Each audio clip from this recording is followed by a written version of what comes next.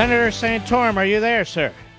I am here in beautiful Illinois. You know where I was today? The home of, I was at the boyhood home of Ronald Wilson Dutch Reagan. Really? That's pretty Dixon, cool. Illinois. I stood in front of the Reagan statue of him on a horseback over on a flag plaza overlooking the river, and we had about 2,000 people flooding through the streets. It was, I never felt more. I was inspired. I mean, it was just, small town America gathering around the statue of Dutch Reagan and the flags furling in the background. It was one of those moments I'll never forget. Yeah, it's really spiritual almost, isn't it? It really was. And, we talked about, Reagan and what he did in fighting the establishment in 76. And, I reminded them that if Illinois goes for us tomorrow, we will tie Reagan. In 76, he won 11 states running against the insurgency, against the moderate as a conservative insurgent. He won 11 states, and Illinois would be our 11th if we could pull that off tomorrow. What do you want to tell? Let's try it this way. What do you want to tell the people in and around, for example, Chicago, Illinois? Why is it assumed that these are strong areas for more moderate Republicans and liberal Democrats? What do you want to tell the people in Chicago and around Chicago, the suburbs and the outer suburbs?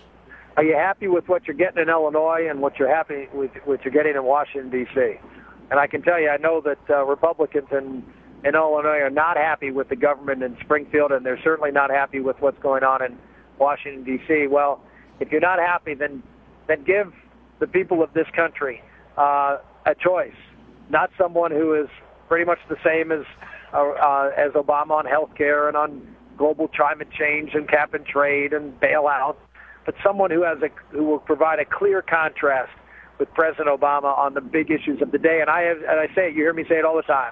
The big issue of the day is not the economy; it is freedom, because freedom and the crushing burden of government and government taking over people's lives and businesses and regulations, that's what's causing the economy to suffer. The economy is a symptom of a larger problem of freedom being taken away from the American public. This so-called war on women that Republicans are waging against women. How many women you're married to a woman? How many girls do you have? We have three girls, and as you know, my wife is a professional woman. You know her well. She's a nurse and a lawyer, and my mom was a professional woman. I mean, this is the kind of, if you can't win because your policies are a failure, you create just things out of thin air that have nothing to do with what they say they have to do with. This issue of war on women, as if women are a monolith, that all women are to think alike, is an insult to women. Don't you know, Senator, all women are liberal Democrats who support Obama? There you go. This is the whole point. That it's amazing at our events. I mean, we have women and families who come in droves who are holding signs saying women for Santorum, that standing up for the values that have nothing to do with women or men. It has to do with standing up for the values to believe in, like the First Amendment. And the ability for people to practice their faith. That's not a war on women. We only have a minute. Don't your economic policies help women as much as they help men? I would make the argument they help both. You're right, the same.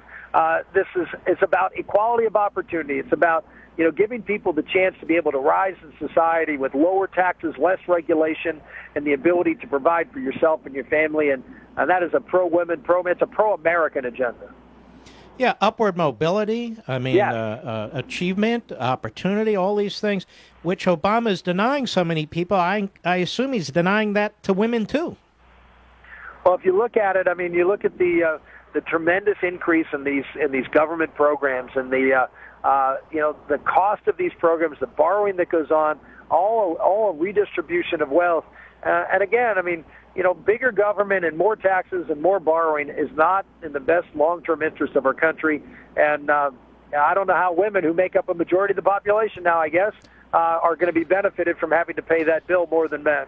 By the way, Senator, some of your opponents are circulating a photo of you in a bathing suit. Let me say this, my friend. I look a lot worse in a bathing suit. So, well, I warn people not to eat prior to in that photo. All right, God bless you. Good luck. Tomorrow's a primary. Senator Rick Santorum, you take care. Actually, I look pretty good in a bathing suit. I'm just saying that. Really good, as a matter of fact. I'll be right back.